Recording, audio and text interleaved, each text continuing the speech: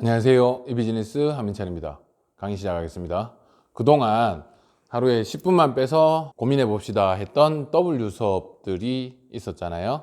이제부터 정규 수업이 진행이 될 거예요. 사이사이에 W 수업이 들어갈 거고요. 저 앞에 보이실지 모르겠는데 E라고 붙으면 이비즈니스 정규 수업이라고 보시면 돼요.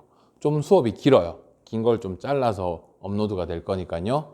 이제 좀 집중해서 봐야 될 필요가 있어요. 실제로 이제 전공에서 쓰일 일들이 많으니까요. 첫 회에 말씀드렸던 거 기억나는지 모르겠어요. 이 비즈니스 중에서 경영에 관련돼 있는 게 있고, 그 다음에 커머스 쪽으로 얘기를 할 게 있는데, 우리는 아무래도 실무 쪽을 많이 봐야 되니까 커머스 쪽 얘기를 많이 하겠습니다 라고 했던 걸 기억하실 거예요. 그래서 커머스의 꽃이라고 하면 당연히 저희 자사몰, 쇼핑몰 이런 걸 한번 해보는 게 좋겠죠.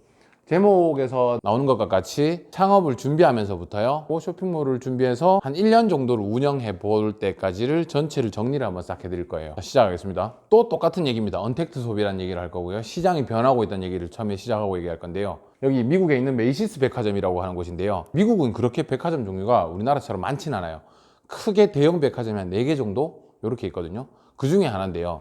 여기 백화점은 이미 몇 년 전부터 이제 판매를, 중지까지는 아닌데 판매를 거의 축소화해서요, 거의 판매하지 않습니다. 이 큰 매장에서요. 그럼 이 큰 매장을 무엇으로 쓰느냐? 쇼룸으로 사용하고 있다는 거죠. 와서 입어보시고 사이즈 확인해 보시고 결론은 대구로 가셔서 주문하세요. 인터넷으로 보내드릴게요. 쇼룸화 시키고 있다는 것은요, 백화점들도 온라인을 준비한다는 거겠죠. 자, 우리도 여기서 온라인을 한번 준비해 볼까요?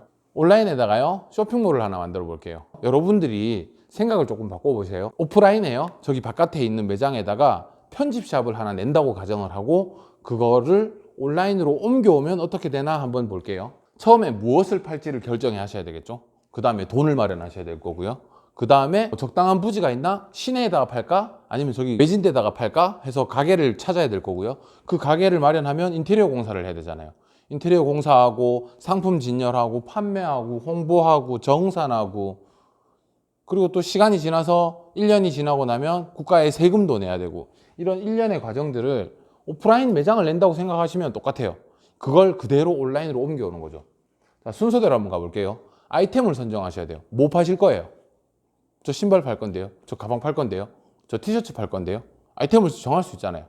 우리는 이제 패션과니까 패션 아이템 중에 하나라고 정할게요. 저는 유니폼으로 정할게요. 실제로 예를 들어 드릴 게 정확하게 저희 걸 들어 드리는 게 좋을 것 같아서요. 아이템을 정할 때 유니폼이라고 전 정했습니다. 벌써 지금. 근데 그 둘 중에 어떤 걸 파느냐에 따라 달라졌어요. 유니폼인데요, 티셔츠 팔게요. 그러면 티셔츠 같은 경우는 단일 상품으로 판매가 돼요. 그냥 인터넷 들어가셔서 티셔츠 사이즈 고르시고 색상 고르시고 주문 누르면 끝이잖아요.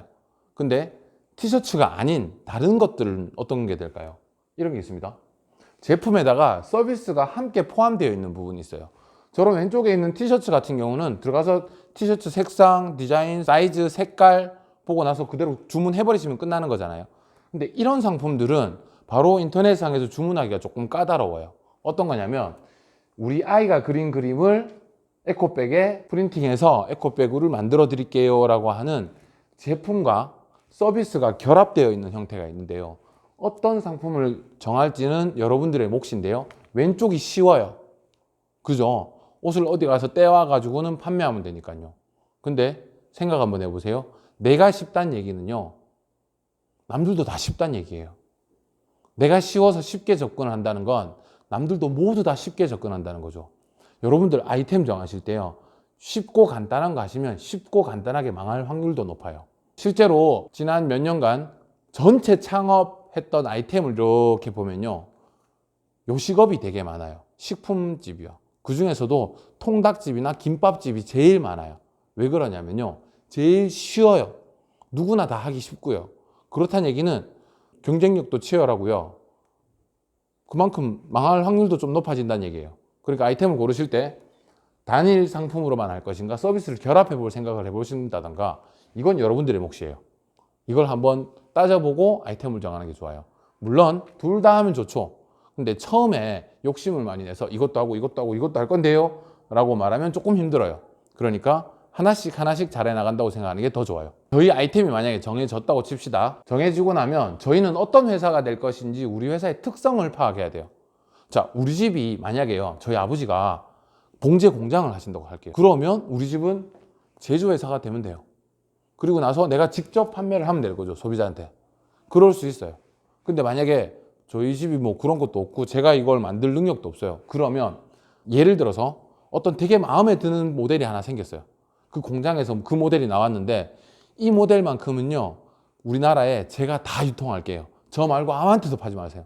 제가 다 유통할게요.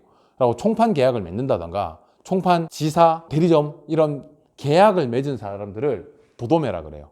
정확하게 엄밀히 이건 사전에 나오는 그런 의미는 아니에요. 그냥 이런 상권에서 실제로 주로 쓰는 용어니까 이 말이 실제로 사전에 있는 용어인지는 모르겠습니다만 실제로들 총판, 지사, 대리점 이런 것들을 도도매라고 해요. 도도매들은 바로 소비자에 가기도 하지만 일반적으로는 도도매는 소비자한테 바로 안 가고요. 소매나 다른 데로 내려요. 총판이니까요. 자, 마지막으로 봤을 때 여러분들이 제조회사가 아니라면 제조하기 힘들어요. 여러분들이 총판 계약을 따내지 못한다면 총판이 되기도 힘들어요. 지역의 대리점이 되겠다? 그것도 보증금 같은 게 들어서 돈이 많이 들어요. 그러면 사실 우리가 해볼 수 있는 건 소매 정도밖에 안 되겠죠. 소매는 바로 소비자를 만날 수 있거든요. 그렇게 소매가 소비자로 바로 만날 때요, 소매는 특성이 여러 가지로 나뉘어요. 어떤 소매가 될 것인가를 정하셔야 돼요. 아이템을 정했다면 자, 요런 제조, 도도매, 도매, 소매 크게 네 분류로 나뉘는데 이것도 사실 자르면요, 소도매, 도도매, 도소매 막 되게 막 종류가 엄청 많이 짜갈라지는데 크게 요 정도만 알고 있으면 돼요. 그 중에 우리 여기 소매가 될 거고요. 그 소매 중에서 어떤 특성을 취할 건지를 정해야 돼요. 내가 돈이 좀 있다, 그런 사람과 저 돈이 없는데요 라는 사람은 준비하는 게 달라져요. 보세요. 제일 처음에 사입이란 말이 나오는데요. 사입은 이거 쉬워요. 티셔츠 100장을 아주 싼 값에 사서 시장에 내다 파는 거죠. 싸게 사니까 제일 좋긴 한데 문제는 그걸 재고로 안고 있어야 돼요. 재고로 안는다는 건요, 물건이 팔릴 때까지 그 물건이 돈으로 바뀌지 않고 날 괴롭히고 있다는 거예요. 그리고 그 재고를 어디 창고에가 넣어야 되고요. 그 창고를 유지하는데 또 비용이 들잖아요. 재고 유지비가 또 들어요. 그러니까 그건 생각을 잘 해보셔야 돼요. 이건 확실히 내가 다 팔 수 있다, 가져오자마자 다 팔 수 있다 싶은 것들은 사입을 하셔도 괜찮은데, 그거 아니라면 사입하면 그 돈을 물건으로 바꿔 먹어가지고 그 물건을 다시 돈으로 바꿔 먹는 데까지 시간이 좀 걸려야 돼요. 그래서 좀 아플 수 있어요. 두 번째로 위탁의 방법인데요. 저는 돈도 없고 기술도 없고 어디다가 팔아야 될지도 잘 모르겠는데 그런 게 방법이 있을까요? 했을 때 위탁이라는 방법이 있어요. 이건 좀 잘 알아두시면 좋아요. 위탁 예를 들어 드릴게요. 제가 인터넷에다가요, 화장품을 등록을 했는데 저는 화장품이 없어요. 알고 보니까 제 친구가 화장품 가게를 해서 제가 인터넷에다 올려가지고 판매가 됐단 말이에요. 근데 나한테는 화장품이 없어. 친구한테 전화를 걸죠. 너 내 집에 있는 화장품 손님한테 바로 좀 택배 좀 보내주라, 내가 나중에 돈 줄게 하고는 친구가 고객에게 바로 화장품을 보내버려요. 그러면 친구는 뭘 했나요? 자기 물건 팔았고요, 대신 택배비 썼고요, 포장비 썼고요, 자기 인건비 썼을 거잖아요. 그런 위탁 수수료를 그 친구에게 택배 보내줘서 고마워, 택배비, 물건값, 수고비 이렇게 좀 주면 그 친구가 대신 보내주잖아요. 이게 매입가는 조금 더 높아져요. 대신 좋은 건 뭐냐면 재고를 하나도 안 가져가도 돼요. 물건만 인터넷에 올려두고 물건이 팔리면 친구한테 전화 한 통만 하면 되는 거예요. 친구가 알아서 물건 택배 다 보내줄 거고요. 반송이 오더라도 친구가 반송을 다 받아줄 거예요.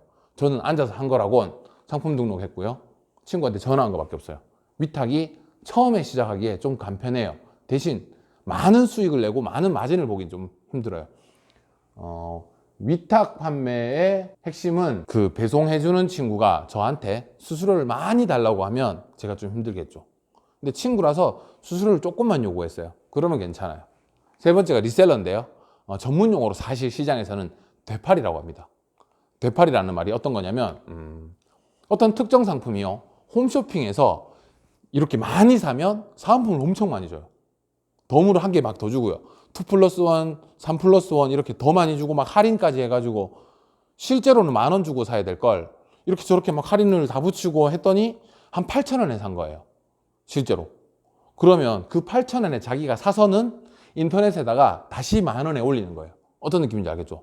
사서 되판다고 해가지고 되팔이. 고급스러운 용어는 리셀러라는 말을 쓰긴 하는데 시장에서는 되팔이라는 표현을 많이 써요. 되팔이들이 사실 좀 시장을 흐리는 경향이 있는데 어떤 거 있냐면 10,000원짜리 물건을 막 이렇게 저렇게 막 혼합을 해서 막 할인받아서 샀더니 한 7,000원에 산 거예요. 홈쇼핑에서 사서 인터넷에 팔아봤는데 생각보다 안 팔려요. 그래서 가지고 있긴 좀 뭐 하고 팔아야 되겠다 하고 한 5천 원에 그냥 시장에 팔아버리는 거예요. 이렇게 되면 시장의 가격의 균형이 깨져버려요. 그래서 리셀러들을 실제로 시장 사람들은 그렇게 선호하진 않으나, 만약에 제가 리셀러다 그러면 어떡해요? 제가 살아야 되겠는데, 뭐 그럴 수도 있다고 생각을 합니다. 이 모두 잘 판다는 가정이 있어야 되는데, 리셀러들의 핵심은 그거예요. 택배 계약을 싸게 맺어야 돼요. 보통 우리가 흔히 고객에게 택배 값을 3,000원 정도를 받아요, 표준가로. 근데 택배사랑 거래를 해보면 평균 한 2,500원 정도의 거래를 할 수 있거든요. 그러면 우리는 손님에게 3,000원이라는 택배를 받고 택배 회사에는 2,500원이라는 택배비를 주니까 저희가 중간에서 500원 정도가 마진이 생기겠죠. 실제로 택배 회사랑 계약을 잘하고 택배 건수가 아주 많은 회사들은 1,000원대에도 택배 계약을 하곤 합니다. 그런 경우가 비일비재합니다. 그러면 택배 계약을 싸게 맺을수록 물건으로 팔아서 생기는 마진은 그렇게 많지 않으나 택배를 보냄으로써 그때마다 택배에서 생기는 마진이 조금 생길 수 있겠죠. 보통 이것도 전문용어로 택배띠기라고 하는데요. 택배 계약을 아주 낮은 가격에 할 수 있으면 리셀러들도 승산이 있어요. 마지막으로 구매 대행인데요. 잘 아실 거예요. 해외 구매를 대행한다. 또는 코스트코 같은 거 있잖아요. 코스트코 같은 경우는 회원가입이 되어 있어야 돼요. 현대카드나 현금이 있어야 되고요. 그리고 한 개? 2개 사고 싶은데 한 박스를 사야 돼요. 저는 좀 부담스러운 구매인 거예요. 근데 그걸 꼭 사고 싶긴 해. 그럴 때 구매 대행을 시키죠. 어떤 거냐면 코스트코에서 손님이 이제 이걸 1개를 샀어요. 저는 코스트코에 가서 현대카드로 결제하고 코스트코에서 한 박스를 사서요. 그걸 소분해서 나눠서 이 사람한테 한 개씩 이렇게 나눠서 파는 걸 구매 대행이라고 하죠. 흔히 해외 구매 대행은 잘 알고 계시겠지만 직구 같은 거, 그런 것들도 구매 대행이라고들 해요. 구매 대행의 사실 핵심은 또 배송비입니다. 해외에서 물건을 가지고 올 때 배송비를 얼마나 낮게 가지고 올 수 있느냐. 배송비를 떨어뜨리는 방법은 돈을 낮게 떨어뜨리는 방법도 있긴 한데요. 한 컨테이너가 바다 건너 넘어올 때 그 컨테이너에 저희 물건을 끼워 데리고 오면 싸게 데리고 올 수 있거든요. 이제 그런 것들도 방법은 많아요. 어떤 특성을 가진 업체가 될 것인가 라고 한번 생각해 보세요.